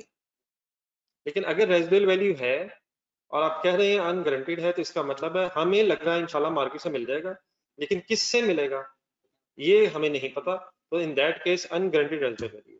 अनगारंटीड मींस मिलना नहीं है या किससे मिलना है वो पता नहीं। ये शायद वो आम हालात हैं जो नॉर्मल होता है। हम कहते हैं मशीन 2 लाख की बिक जाएगी, कौन खरीद लेगा? ये इसने इस तरह हमने कभी भी नहीं सोचा पहले। तो हमें उम्मीद होती है कि इंशाल्लाह मार्केट से 2 लाख मिल जाएगा और कोई ना कोई खरीद लेगा। तो कोई ना कोई खरीद लेगा अगर वाली सिचुएशन है, तो residual value will be considered as unguaranteed residual. Residual value means amount expected to be obtained, और अनगारंटीड मींस मिलेगी लेकिन किससे मिलेगी उस पार्टी का नहीं पता। अब प्लीज क्लियर। अनगारंटीड मींस मिलनी नहीं है या पर्सन स्पेसिफाइड नहीं है, और अगर पर्सन स्पेसिफाइड है तो फिर वो गारंटीड रेजिडुअल वैल्यूज में आ जाएगा। तो मैंने ये जितनी आपके सामने बातें कही हैं, तो मैं जरा 1 मिनट इनकी एक लिस्ट ही बना दूं, फिर आप इसको नोट कीजिएगा। अब रेजिडुअल वैल्यूज की कितनी टाइप्स निकलेंगे? एक है गारंटीड रेजिडुअल वैल्यू। मैं 1 मिनट में पूरा लिख लूं, फिर अगर कोई कंफ्यूजन आ जाए पहले वो रिजॉल्व करना, उसके बाद फिर नोट करिएगा। एक है गारंटीड रेजिडुअल वैल्यू, और एक है या जिसकी एक एब्रिविएशन बन जाएगी यहाँ से जीआरवी। ठीक है, जीआरवी। और दूसरी है अन गारंटीड रेजिडुअल वैल्यू, और इसकी एब्रिविएशन निकाली जा सकती है यूआरवी। गारंटीड रेजिडुअल वैल्यूज के 2 तरह की हैं। एक है जीआरवी लेसी, और एक है जीआरवी नहीं, एक मिनट। एक है GRV lessor. Just a minute, let me finish. GRV lessee ये है residual value guaranteed by lessee or a party related to lessee। ये मैंने कुछ एक्स्ट्रा वर्ड से कहा, पहले इसको भी हजम कर लूं। एक ऐसी रेजिडुअल वैल्यू जो लेसी गारंटी करे या लेसी के बिहाफ पे लेसी की कोई रिलेटेड पार्टी लेसर को गारंटी कर दे। मसलन जरा कंसोलिडेशन से मिला दे, एसेट करवाया लीज पेरेंट ने, पेरेंट खुद गारंटी कर दे या पेरेंट के बिहाफ पे सब्सिडी गारंटी दे दे या एसोसिएट गारंटी दे दे, या वाइस वर्सा बोल रहे हैं जरा। सब्सिडी ने एसेट लीज करवाया, गारंटी दे दे, पेरेंट गारंटी दे दे, सॉरी सब्सिडी इटसेल्फ गारंटी दे दे, या सब्सिडी के बिहाफ पे पेरेंट अगर गारंटी दे दे, तो ये कंसिडर किया जाएगा कि लेसी ही की तरफ से गारंटी। या कौन गारंटी दे दे या कौन गारंटी दे दे, या लेसी खुद गारंटी दे दे या लेसी के बिहाफ पे उसी को related party means group company, parent subsidy के लिए या वाइस वर्सा, सब्सिडी पेरेंट के लिए एक्सेट्रा। अब आ जाए लेसर की तरफ। Guaranteed residual value lessor, residual value guaranteed by lessee और a party related to lessee। परेशान हुए बगैर पहले यहां तक पढ़ रहा, क्या मैंने एग्जैक्टली सेम नहीं लिखा? सर जी सेम ही नहीं लिख दिया सर। सेम यहां तक लिखने का मतलब ये है कि लेसी की जो गारंटी होगी वो लेसी के लिए भी रेलिवेंट होगी एज अ पेएबल, और उधर मैंने जो सेम वर्ड्स लिखे हैं उसका मीनिंग क्या है कि लेसी की दी हुई गारंटी या लेसी से रिलेटेड पार्टी की दी हुई गारंटी लेसर के लिए भी रेलिवेंट होगी एज अ रिसीवेबल। लेसर ने कोई गारंटी नहीं देनी किसी को, लेसर ने तो गारंटीज लेनी है। तो उधर सेम लिखने का मतलब क्या है कि लेसर को किस किस से गारंटी मिल सकती है, और इधर लिखने का मतलब क्या है कि लेसी भी गारंटी दे सकता है और लेसी के बिहाफ पे रिलेटेड पार्टी भी गारंटी दे सकती है। ज्यादा बेहतर ये है पेबल का एंगल से लेसी का, और वो रिसीवेबल का एंगल से। लेकिन उधर अगर नहीं हम तो एक और आएगा, और from an independent third party, from an independent third party. ये किस एंगल से लिखा मैंने इंडिपेंडेंट थर्ड पार्टी? लेसर को मिलेगी किससे? लेकिन इसका ताल्लुक लेसी से करते हैं। तो ये जो एंड में वर्ड आए ये लेसी में क्यों नहीं है? It is nothing to do with the lessee, lessee ने पे नहीं करना था। ये फिर कहां से पैसे मिलने हैं? किसी थर्ड पार्टी से। किसको मिलने हैं? तो वो इस लीज की डिस्कशन में सिर्फ लेसर से रेलिवेंट हो गया। अभी डेफिनेशन समझ आ गई? लेसर के एंगल से हमने लिखा है लेसर को रिसीव होना, और लेसी जब मैंने ब्रैकेट में लिखा तो मींस लेसी ने पे करना। तो लेसी ने इटसेल्फ पे करना हो या उसके बिहाफ पे किसी रिलेटेड पार्टी ने पे करना हो, तो lessee will consider this guarantee. और लेसर के एंगल से जो बात है वो ये है कि lessor will consider the guarantees whether it is receive from lessee or a party related to lessee or from an independent third party. ये प्लीज क्लियर है प्लीज? और गारंटी प्रोवाइडेड बाय लेसर वाला कोई कॉन्सेप्ट नहीं है। वो क्यों नहीं? लेसर ने किसी को गारंटी नहीं देनी, एसेट तो उसका है, उसने बेचना है, तो उसको कहीं से गारंटी चाहिए। ठीक हो गया? अब करें नोट यार। ये सॉरी एक सेकंड, एक लास्ट में डेफिनेशन ऐड कर दूं। ये जो यू आर थी, residual value which is not guaranteed, which will not obtain, will not be obtained, which is not guaranteed, और guaranteed के लिए एक और वर्ड लिख लें, और assured which is not assured। है तो सही, उम्मीद तो है कि बिक जाएगा। अगर उम्मीद नहीं है फिर तो रेजिडुअल वैल्यू जीरो है, और अगर रेजिडुअल वैल्यू जीरो बताएं गारंटीड है या अनगारंटीड है, तो बहस ही खत्म हो जाएगी। तो अगर रेजिडुअल वैल्यू है, we are expecting to obtain something, then फिर हो सकता है वो रेजिडुअल वैल्यूज गारंटीज हो। या अगर कोई नहीं मान रहा तो अनगारंटीड रेजिडुअल वैल्यू भी हो सकती है। अनगारंटीड रेजिडुअल वैल्यू आखिरी बात बस, फिर उसके बाद लिख लीजिएगा। अनगारंटीड रेजिडुअल वैल्यू का कोई ताल्लुक लेसी से होगा? ये सारी जो स्टोरी है किस सिचुएशन में है? When the ownership is not expected to be transferred. तो लेसी का तो उस यूआरवी से कोई ताल्लुक नहीं होगा, लेकिन क्या लेसर को उसकी उम्मीद होगी एज अ रिसीवेबल और अ पेबल? वो अपनी वर्किंग्स में कंसिडर करेगा उसे। अब लिखिए।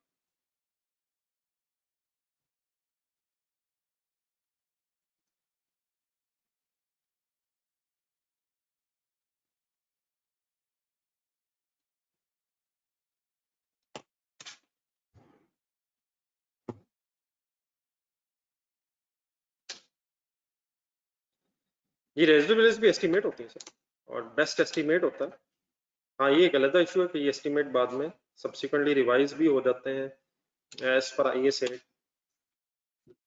लेकिन एक बेस्ट एस्टिमेट किया जाता है। मतलब फॉर एग्जांपल आपने कोई एसेट नया लीज पे लिया है, तो उसकी मार्केट वैल्यू पुराने की देखी जाएगी कि पुराने की कितनी है, फ्यूचर में क्या चेंजेस एक्सपेक्टेड है, वो सारी कोशिश की जाती है कि बेस्ट एस्टिमेट हो सके। लेकिन eight the end of the day है एस्टिमेटेड अमाउंट, देयरफॉर इसमें फिर चेंज भी हो सकता है, और अगर कोई चेंज हो तो वो प्रोस्पेक्टिवली डील करेंगे। प्रोस्पेक्टिवली या रेट्रोस्पेक्टिवली? अगर एस्टिमेट में चेंज हो रहा है तो प्रोस्पेक्टिवली कंसिडर होगा।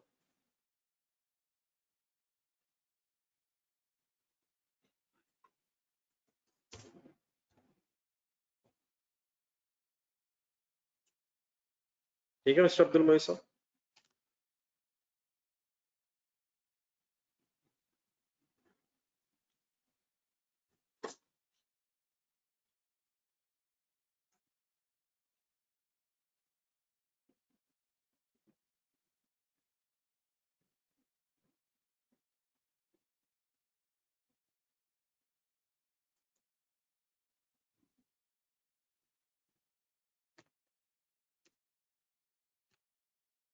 तो ये चीजें सर इस वक्त मैंने शायद काफी दिनों से अब कहना शुरू हो गया हूँ, ये चीजें अब इतनी आपके लिए इशू नहीं है। ये ठीक है, लंबी लंबी स्टोरीज हैं, लेकिन वो स्टोरीज सुनने के बाद इंशाल्लाह बड़े इजीली आप ग्रैस्प कर लेंगे। मेन इशू अब ये है कि जो पढ़ लिया हुआ है उसको साथ साथ रिवाइज करके खत्म कर लें।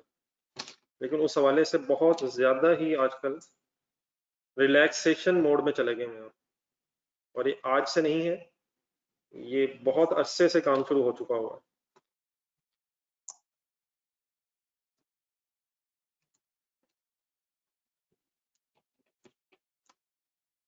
अब किस ईद का इंतजार है? पुरानी खत्म होगी ही नहीं, ये अभी हुई तो नहीं है वैसे।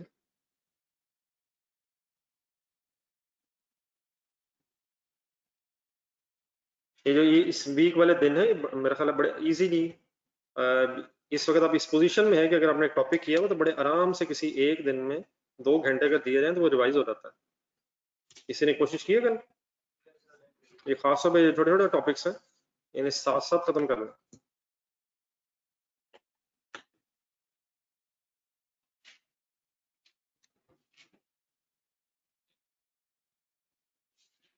ये वेटिंग फ्रॉम योर साइड, जब आप लिख लेंगे तो बताना।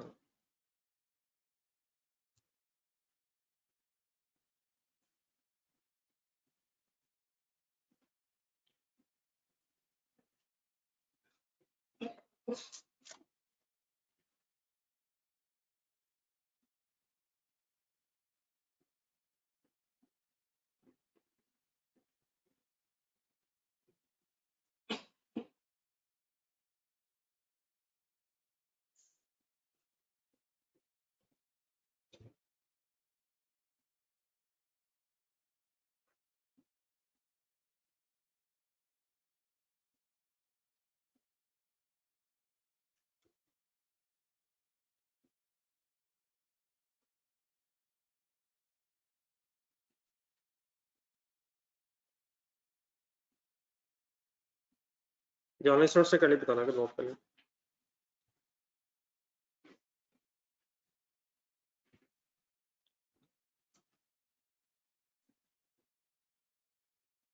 ये आपने लिखे?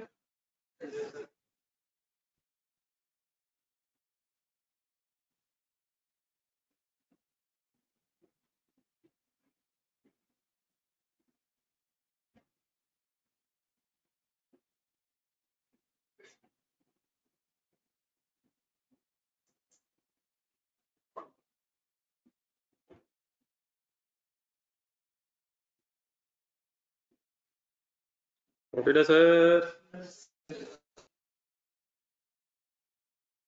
अरे सर, पिछले पेज पर राइट साइड पे जो लिखा था हमने, honest of the asset is not expected to be transferred।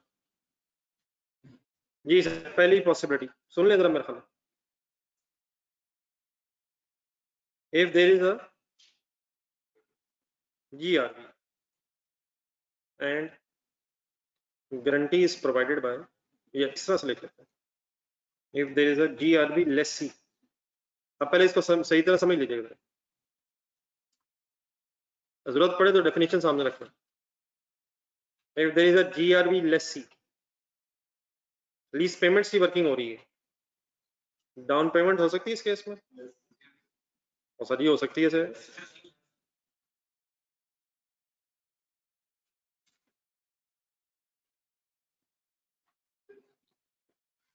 Down payment हो सकती है, रेंटल्स हो सकते हैं। अगर रेजिडुअल वैल्यू लेसी ने गारंटी की है तो लेसी उसे कंसिडर करेगा, सर ये करेगा sir. Eight the end of the lease term consider करेगा, बाद में हो सकता है एस्टीमेट चेंज हो जाए, एंड में पैसे ना देने पड़े, और अगर नहीं देने पड़ेंगे तो फिर रिवर्सलिटी हो जाएगी।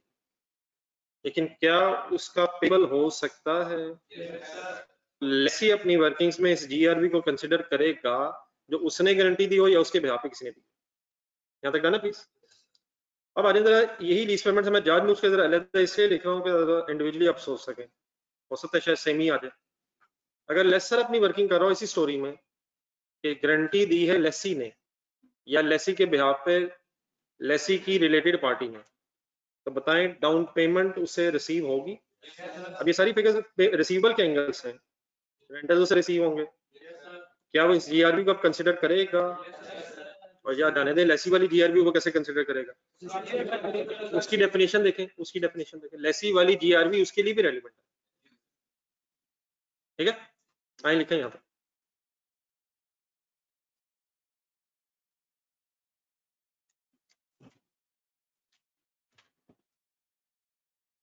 That means once again lease payments की calculation would be same.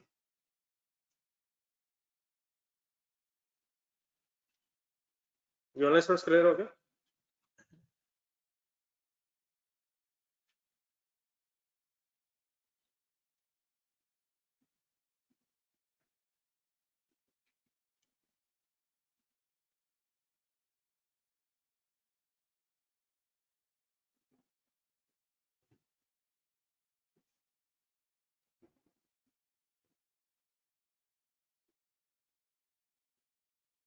Questions final हुआ ना consolidation वाला? हाँ, वो अब शुरू करना. रेडी है ना? उसमें तो correction वगैरह तो कर ली थी हमने.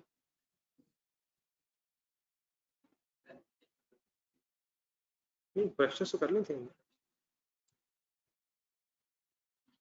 नहीं, आपने देख लिया था ना सारा.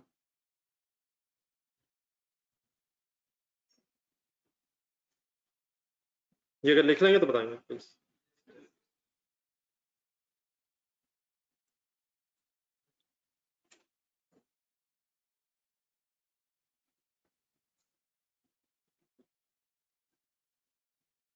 पढ़ने सर ही पढ़ने वक्त गुजर रहा है सर. नोट कर लिए?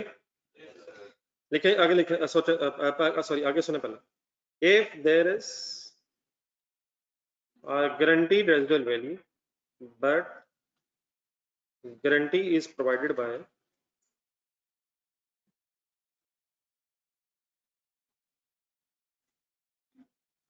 independent third party.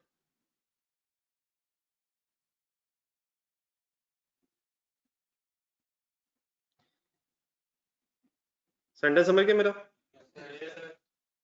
लेसी की वर्किंग करवाए. Down payment plus rentals plus BRB और गारंटीड है, लेकिन इसका ताल्लुक नहीं है. Lessee will not consider. Lessor down payment plus rentals plus BRB consider करेगा सर. लिखे.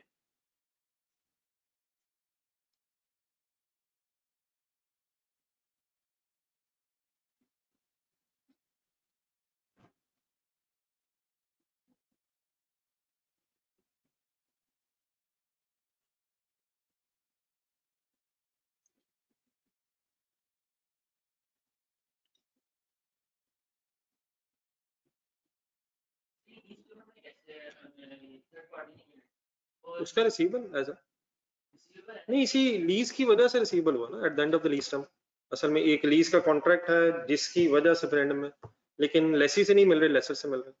सॉरी, लेसी से नहीं मिल रहे, थर्ड पार्टी से मिल रहे. इसी लीज की वजह से शायद अल्टीमेटली.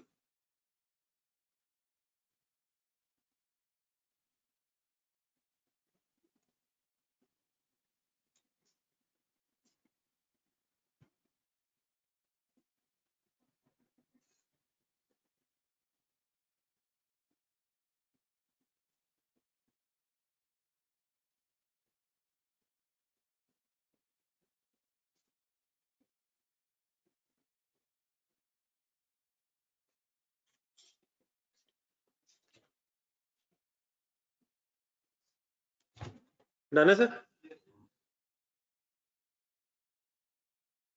अब यहाँ तक एक लाइन लगा दें. यहाँ तक जो हम टेबल पढ़े थे फाइनल है. नोटेड है. लेकिन नेक्स्ट एक पैराग्राफ लिखते हैं इसके नीचे. रेडी? मतलब अब ये डिस्टिंक्शन खत्म होगी वो लेफ्ट और राइट साइड वाली. पैराग्राफ एक लिखें. यूआरबी. यूआरबी क्या होता है? यूआरबी VRU नहीं, URV unguaranteed residual. Unguaranteed residual value is not included in calculation of lease payments.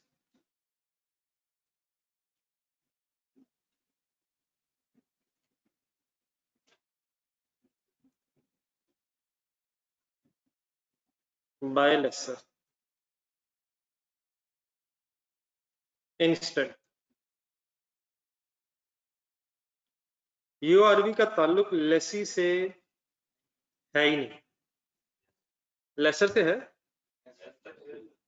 लेकिन मैंने क्या लिखा है, URV is not included in the calculation of lease payments by lessor. Instead, it is included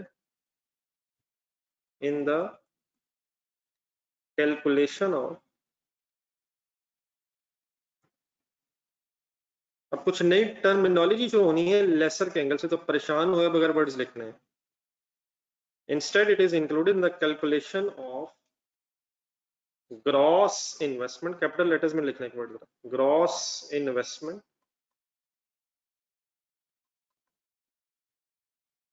by lessor।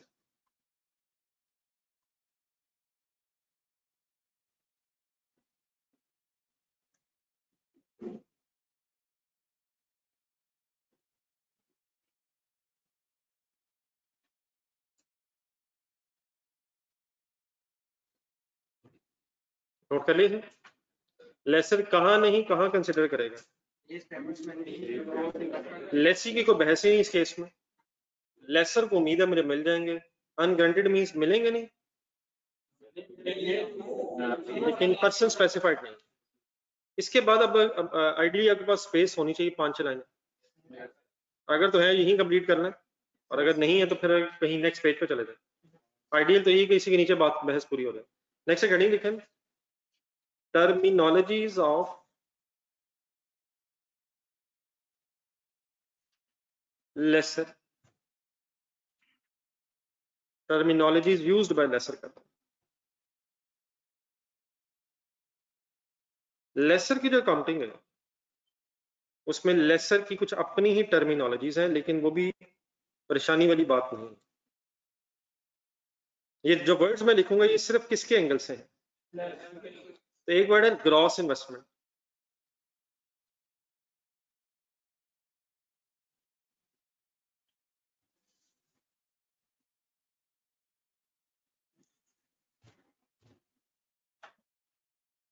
अब मेरा ख्याल 1 minute रुक जाओ जरा। ग्रॉस इन्वेस्टमेंट एक कैलकुलेशन का नाम है। अगर आप लीज पेमेंट्स उठाएं, एलपी लीज पेमेंट्स, क्या लीज पेमेंट्स में अगर हो एप्लीकेबल तो जीआरवी होती है, देखिए ऊपर टेबल। क्या लीज पेमेंट्स के अंदर डाउन पेमेंट होती है, रेंटल्स होते हैं, जीआरवीज अगर हो तो होंगी, इसमें यूआरवी भी होती है। लेकिन अगर इस यूआरवी नहीं होती, लेकिन अगर इसमें यूआरवी प्लस कर दी जाए तो फिर जो फिगर बनेगी उसका नाम बदल के ग्रॉस इन्वेस्टमेंट हो जाएगा। अगर किसी क्वेश्चन में यूआरवी ना हो तो क्या ही क्या हो जाएगा, लीज पेमेंट्स ही ग्रॉस इन्वेस्टमेंट हो जाएगी। लेकिन क्या ग्रॉस इन्वेस्टमेंट में यूआरवी भी हो सकती है? लीज पेमेंट्स के अंदर जो वर्किंग हमने की उसमें सिर्फ जीआरवी इंक्लूडेड है, लेकिन अगर इसमें यूआरवी भी प्लस कर दी जाए तो फिर ये फिगर का नाम ग्रॉस इन्वेस्टमेंट हो जाएगा। ठीक है, कैलकुलेशन है लेसर के एंगल से। अब अगर इसी की 1 मिनट लेट मी फिनिश, अगर इसी कैलकुलेशन की ये जो ग्रॉस इन्वेस्टमेंट है इसकी अगर प्रेजेंट वैल्यू कैलकुलेट कर दी जाए, किसकी प्रेजेंट वैल्यू कैलकुलेट कर दी जाए, कैसे? लीज पेमेंट्स की प्रेजेंट वैल्यू ले ली जाए। लीज पेमेंट्स की प्रेजेंट वैल्यू कैसे ले ली जाए? डाउन पेमेंट की प्रेजेंट वैल्यू वैसे ही होगी, रेंटल्स के लिए एन्युटी वगैरह सोच लिया जाए, जीआरवी की अगर प्रेजेंट वैल्यू ले ली जाए तो प्रेजेंट वैल्यू लीज पेमेंट की फिगर आ जाएगी। और यूआरवी भी लीज टर्म के शुरू में होगी, एंड में होगी। एंड में ये residual is guaranteed on eight the end of the lease term है। तो अगर प्रेजेंट वैल्यू ऑफ यूआरवी में present value of lease payments को प्लस कर लिया जाए, in other words gross investment की प्रेजेंट वैल्यू ले ली जाए, तो जो फिगर आएगी वो नेट इन्वेस्टमेंट कहलाती है।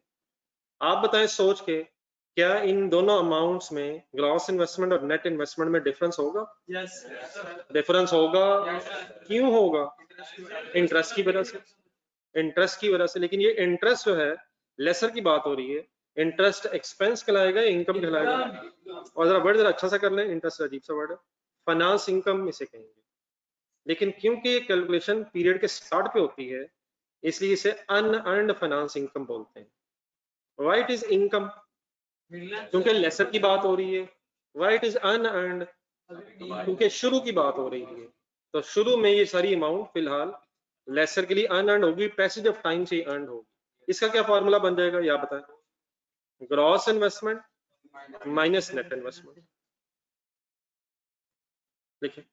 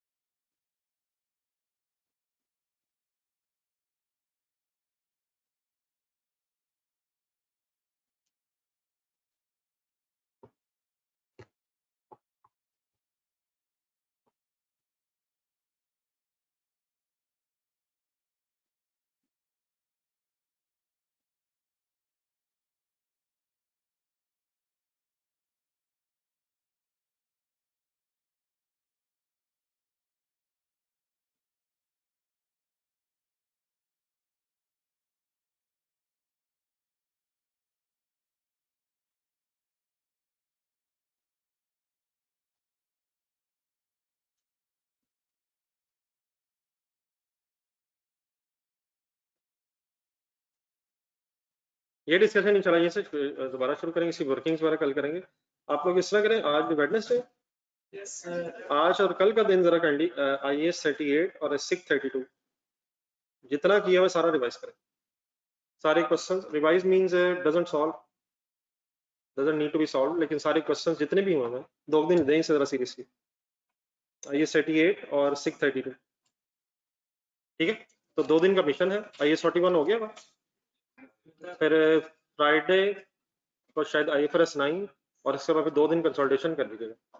और जब मंडे का हमारा एक प्लान डिसाइड हुआ हुआ, ये 3-4 टॉपिक्स है टेस्ट, तो काइंडली साथ साथ फाइनल कर लेंगे। 38 और 6 32 को जरा सीरियस टाइम दें, कम से कम 2 घंटे आज और 2 घंटे कल निकालें जरा टाइम।